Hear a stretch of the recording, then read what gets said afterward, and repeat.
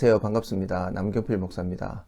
이른 아침에 영상을 찍다 보니 얼굴도 조금 그렇고 목소리도 많이 잠겨 있는데 양해를 부탁드리면서 시작을 해보도록 하겠습니다. 여러분들에게 반갑다는 말씀 드리기가 송구스러울 정도로 영상이 너무 늦어졌습니다. 그동안 개인적인 일도 조금 있었고 또 여러가지 사역으로 인해서 영상을 찍을 마음의 여유가 조금 없었다고 할까요? 물론 다 핑계겠지만 어쨌든 영상이 너무 늦어진 점 다시 한번 양해를 부탁드리면서 오늘 이야기를 시작해 보도록 할게요. 네, 오늘 여러분들과 함께 나누고 싶은 이야기는 최근에 사회적 이슈가 되고 있는 학교 폭력 사태에 관한 뉴스를 보다가 제게 떠오른 생각 하나를 나누어 보려고 합니다. 그렇다고 해서 그 폭력 사태의 진위 여부나 아니면 또 성경적 대처 방안 이런 거창한 이야기를 드리려는 건 아니고요. 그냥 그 뉴스 보도를 보다가 제 마음속에 성경 구절이 한 구절 떠올랐고 그와 관련된 이야기를 잠깐 해보려고 하는 것입니다. 여러분들 많이 접하고 계시겠지만 최근에는 유명인들의 학교 폭력 사태에 관한 뉴스가 끊임없이 쏟아져 나오고 있습니다. 가까이는 쌍둥이 여자 국가대표 배구 선수들의 폭력 사건에 관한 이야기가 나오고 그리고 또 유명 연예인들에 관한 뉴스가 쏟아지더니 가장 가까이는 국가대표 축구선수, 우리가 이름만 대면 다 알만한 그 선수의 학창시절 그것도 같은 남학생에게 저질러졌다는 성폭력 사건 이렇게 보도가 되고 있어요. 진위 여부는 우리가 아직 알 수 없지만 어쨌든 이런 학교 폭력에 관한 여러 가지 뉴스들을 제가 보다가 이 폭력 사태는 정말 정당화돼서는 안 되겠다. 왜 그런 생각이 들었냐니까 제가 내년에 60인데 사실 이 영상을 보시는 분들 연세가 좀 드신 분들은 저희들이 학교 다닐 때는 이런 게 그냥 잘못인지 잘못이 아닌지조차 의식도 없이 그냥 지냈던 것 같아요. 그러다 보니까 사실 우리가 알지 못해서 그렇지 우리 안에도 그런 학창시절의 여러 가지 어떤 상처와 아픔들이 트라우마처럼 남아있는 분들도 많이 계실 것 같다는 그런 생각이 들었습니다. 어쨌든 학교 폭력은 어떤 식으로도 정당화돼서는 안 되고요. 물론 그렇다고 해서 이 학교 폭력 사태를 폭로하는 것을 통해서 다른 어떤 금전적 이익을 취한다든지 그런 목적을 가진 무차별 폭력도 저는 안 된다고 생각합니다. 그건 또 다른 폭력이 되겠죠. 그런데 이런 학교 폭력 사태나 이런 문제가 발생하면 제가 항상 관심을 갖고, 관심이라기보다는 늘 조금 느껴지는 부분이 어떤 거냐면 폭력 사건을 저질렀던 사람들이 참 진정성 있게 사과를 안 하는구나. 제가 예전 영상에서 타이레놀이 액상 상태에서 정제 상태로 바뀌게 된 이야기를 하면서 진정성 있는 사과가 어떤 것인지에 대한 영상을 찍은 적도 있는데 이 폭력 사태라든지 어떤 잘못, 폭력 사태뿐만 아니죠. 정치권에서도 그렇고 많은 사람들이 보면 뭔가 잘못한 게 분명히 드러났는데 그걸 진정성 있게 사과를 하질 않아요. 용서를 구하지를 않는다는 뜻이죠. 그러니까 용서를 해야 되는 쪽에서도 이게 용서가 잘 안 되는 거예요. 그러니까 다시 말해서 학교 폭력이 됐든 어떤 문제가 됐든지 그 문제 해결을 위해서는 반드시 거쳐야 되는 과정이 있습니다. 그 첫 번째가 당연히 잘못을 저지른 사람이 진정성 있게 사과를 하는 것입니다. 자기의 잘못을 확실하게 인정하고 잘못했습니다라고 먼저 말을 해야지, 그것을 인정하고 거기에 대한 어떤 태도를 보여야지 그 다음에 용서를 하는 쪽에서 이것을 받아들일 수 있고 용서를 하게 되는 것이죠. 이게 보통 일반적인 문제 해결의 과정입니다.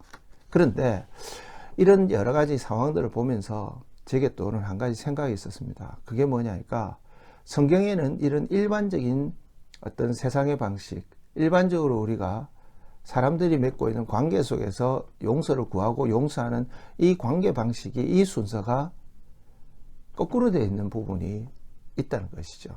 그것도 너무나 중요한 부분에서 그게 무엇이냐면 바로 하나님께서 우리를 용서하시는 과정입니다. 선악과 사건 이후에 아담과 하와가 하나님께 나아가서 먼저 하나님, 저희가 이런 실수를 저질렀습니다. 잘못했습니다. 하나님, 그러니 저희들을 용서해 주십시오라고 하지 않았습니다. 하나님이 먼저 찾아오셨습니다. 그리고 그들에게 손길을 내미셨죠. 원시 복음을 약속하셨고 여자의 후손으로 내가 너의 이 모든 죄의 문제를 해결하겠다고 하나님께서 먼저 선언하시고, 그리고 자기들의 노력으로 그 수치와 두려움을 가려보려고 하는 그 아담과 하와에게 짐승을 잡아 가죽옷을 입혀 그들을 가리워 주셨습니다. 하나님의 용서가 먼저 선행되었던 것입니다. 사실 이 문제가 아담과 하와에게만 해당되는 문제일까요? 저와 여러분들도, 아니, 적어도 저는 그랬습니다. 저는 한 번도 하나님 앞에 제가 죄인이니 저를 구원하시기 위해서 용서해 주셔야 된다고 요청해 본 적이 없었습니다.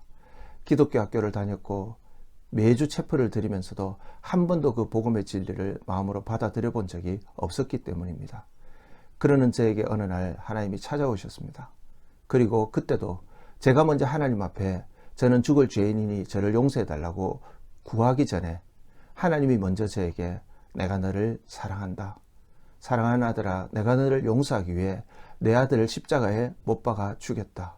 그러니 너 이 사실을 믿고 너도 내 자녀가 되어 하나님 나라의 백성으로 살았으면 좋겠다. 내가 너에게 맡기고 싶은 일이 있다. 그렇게 먼저 말씀해 주셨습니다. 그래서 제가 그 예수 그리스도를 만나고 하나님을 믿게 된 이후에 제가 얼마나 철저한 죄인인지를 깨닫고 하나님 앞에 회개하고 다시 한번 용서를 구했을 뿐입니다. 다르지 않습니까? 잘못한 사람이 용서를 구해야 할 자가 진정성 있게 사과를 하고 용서를 구해야만이 용서하는 자의 입장에서 이 문제를 용서할 것인가 말 것인가를 결정하는 것이 일반적인 사회 원리입니다. 그런데 하나님과 저와 여러분들의 관계 속에서 적어도 구원의 문제에 있어서만큼은 언제나 용서가 먼저였습니다. 여러분, 이 사실을 잊지 마십시오. 이 사실이 사실은 저와 여러분들을 버티고 살아가게 하는 가장 큰 원동력입니다. 왜요? 우리 쪽에서 구하지 않았는데 이루어진 용서이기 때문에 취소되지 않습니다.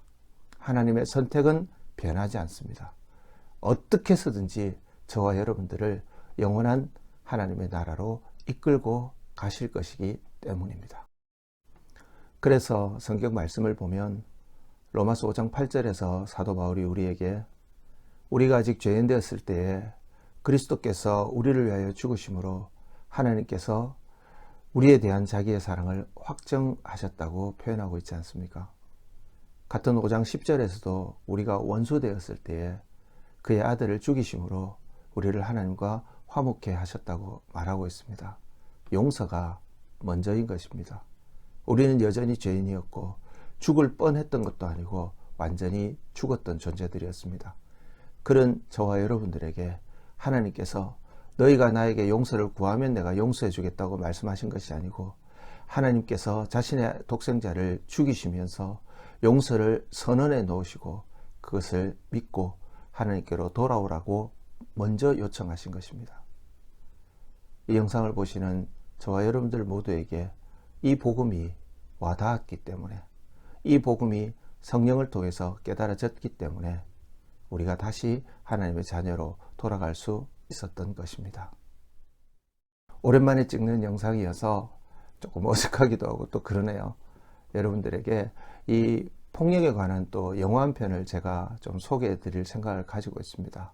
가능한 빠른 시간에 늘 이래놓고 또 늦어지죠. 아니요, 이번엔 진짜 빠른 시간에 여러분에게 영상을 또 찍어서 한 번 더 인사를 드리도록 하겠습니다. 백신이 이제 배포되기 시작했고 또 그러고 나면 안정을 찾는다고 하지만 대부분의 전문가들은 올 한 해만큼은, 적어도 올 한 해는 그냥 이 상태로 계속 갈 것이다. 그리고 실질적으로 코로나가 종속된다는 것은 어쩌면 영원한 일일 수도 있다. 이런 보도들이 또 나오고 있습니다. 모든 것은 우리가 하나님께 맡겨드리고요. 우리에게 주어진 삶 속에서 그저 최선을 다하는 하루하루가 됐으면 좋겠다는 생각을 합니다. 다음 영상에서 인사드릴 때까지 말씀 안에서 승리하시기를 다시 한번 기원하겠습니다. 감사합니다.